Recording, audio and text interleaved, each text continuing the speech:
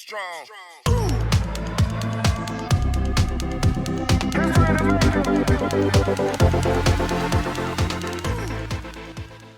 Ya, Assalamualaikum warahmatullahi wabarakatuh. Salam Om Swastiastu, Namo Buddhaya, salam kebajikan, salam sejahtera bagi kita semua. Saya Sandi Nugroho dan pada kesempatan kali ini saya akan mempresentasikan tentang laporan perkembangan usaha saya, yaitu Basreng Stick. Next. Yang pertama, latar belakang usaha. Apa latar belakang usaha saya mendirikan Basreng Stick? Untuk menjawab rasa penasaran audiens, mari kita lanjutkan di slide berikutnya. Tentunya saya tidak langsung sembarangan untuk memilih berjualan basreng. Sebelumnya saya juga melakukan analisis peluang di lingkungan sekitar saya ini di SMK 11 Malang. Di SMK 11 Malang banyak sekali yang tidak suka makanan pedas.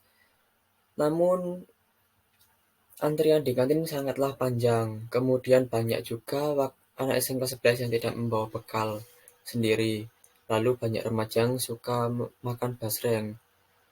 Di kantin juga sebenarnya ada basreng, tapi dengan jumlah murid yang sebegitu banyaknya dan waktu istirahat pertama hanya 15 menit, itu semua tidak cukup. Jadi saya memiliki ide untuk berjualan makanan. Sebelum langsung berjualan basreng, saya melakukan analisis, yaitu analisis SWOT, strength, opportunity, weakness, threat, strength, yaitu bahan baku basreng mudah sekali didapatkan dan juga menyesuaikan selera teman-teman di SMK.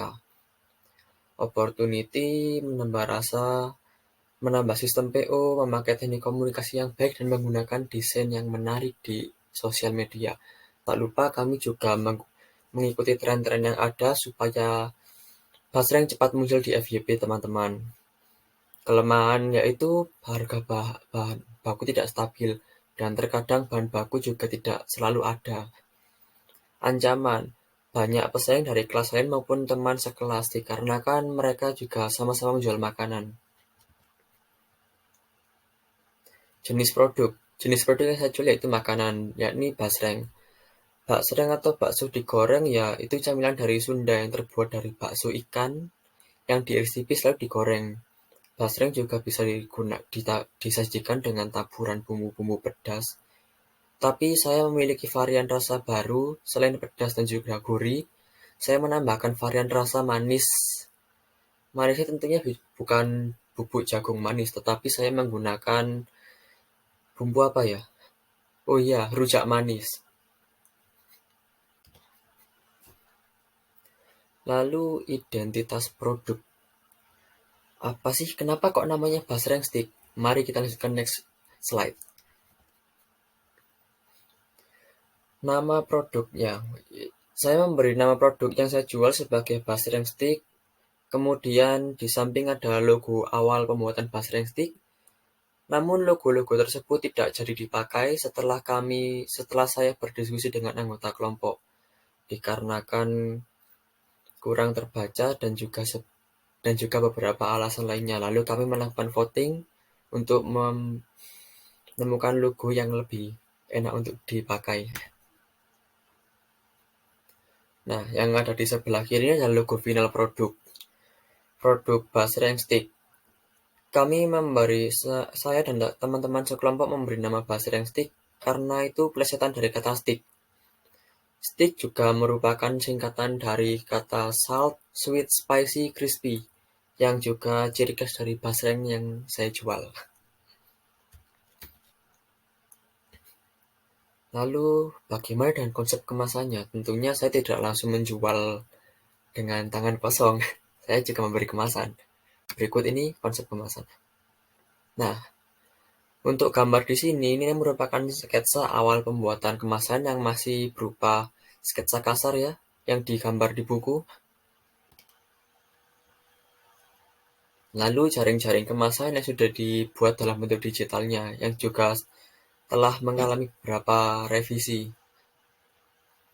Di sini saya menggunakan kuncian sehingga mengurangi penggunaan lem ataupun double tip. Jadi makanan basreng tetap terasa enak dan tidak ada campuran lemnya.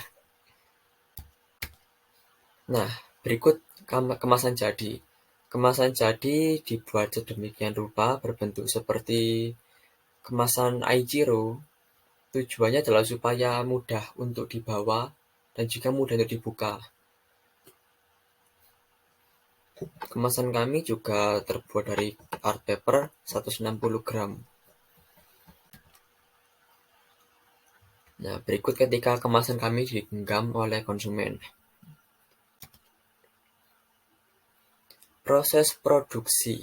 Ya, berikut ini saya juga akan menjelaskan bagaimana produksi basreng stick. Nah, untuk produksi, yang pertama saya akan membeli basreng kiloan di toko-toko gangster terdekat. Nah, saya tidak membuat basreng sendiri karena saya adalah reseller. Jadi saya membeli basreng kiloan, biasanya di pasar besar, supaya bisa ditawar. Untuk harga 2 kilo basreng, saya biasanya mendapatkan harga 80.000. Lalu setelah membeli basreng kiloan, saya menimbang basreng. Untuk satu kemasan basreng stick itu memiliki berat 100 gram.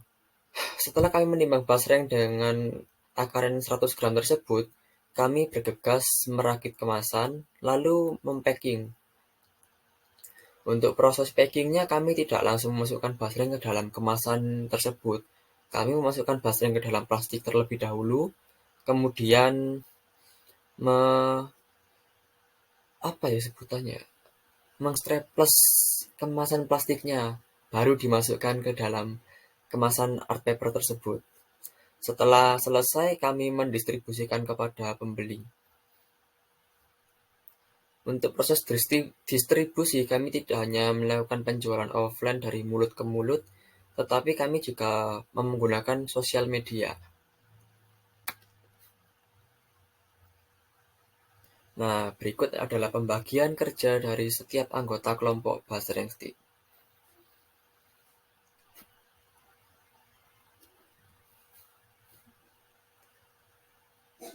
Kemudian selanjutnya adalah strategi pemasaran. Bagaimana sih kok bisa basreng stick terjual? Tentunya tidak sembarangan menjual dengan strategi hard selling. Nah, pertama kami akan menentukan target pemasaran. Target pemasaran yang saya tuju itu adalah remaja yang suka basreng dan juga anak muda yang suka menjelajah sosial media. Kenapa saya menargetkan anak muda yang suka menjelajah sosial media? Dikarenakan anak muda zaman sekarang suka dengan yang namanya meme. Dalam basreng stick, dalam Instagramnya kami sering sekali mengupload meme dalam bentuk story, sehingga membuat interaksi dengan para followers. Kemudian alur pemasaran. Untuk alur pemasaran sendiri, saya berawal dari penjual camilan di pasar besar basreng kiloan tersebut. Kemudian saya sebagai reseller membeli dan juga mempacking basrengnya. Kemudian baru disalurkan kepada konsumen untuk dinikmati. Media pemasaran basreng itu juga menggunakan 3 sosial media yang sering digunakan oleh anak muda, yaitu WhatsApp, Instagram, dan juga TikTok. Berikut akun sosial media basreng stick jika mungkin berminat untuk mengunjunginya. Nah, berikutnya adalah laporan pemasaran basreng stick. Basreng stick dijual dengan harga satu kemasan adalah Rp7.000. Cukup terjangkau untuk anak sekolahan, sehingga kami juga sedikit kewalahan untuk menanggapi pesanan. Bahkan terkadang kami kehabisan stok saking banyaknya pemesanan pada hari tersebut. Lalu apa sih peran saya dalam kelompok? Nah, saya dalam kelompok berperan sebagai admin sosial media Instagram. Saya juga desainer, terkadang saya mendesain feed, tapi lebih seringnya saya mendesain story. Kemudian saya juga supplier basreng, saya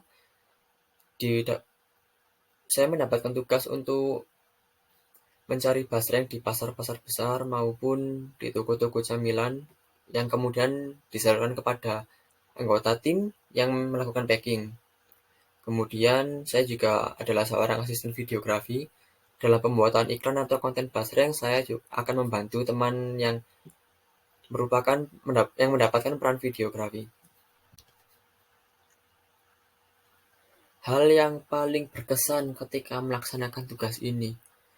Menurut saya, hal yang paling berkesan adalah ketika mencari peluang bisnis bersama teman-teman sekelompok sih. Saya merasa senang dan juga sedikit bersedih ketika mengerjakan tugas ini. Senang karena saya mendapatkan keuntungan lewat usaha sendiri, senang juga karena bisa menyalurkan minat desain, namun juga saya sedikit bersedih ketika sudah berkeliling pasar dan juga toko, namun stok basrengnya habis. Ya, mungkin memang begitulah alur penjualan. Tapi saya sangat menikmatinya meskipun juga agak capek sebenarnya.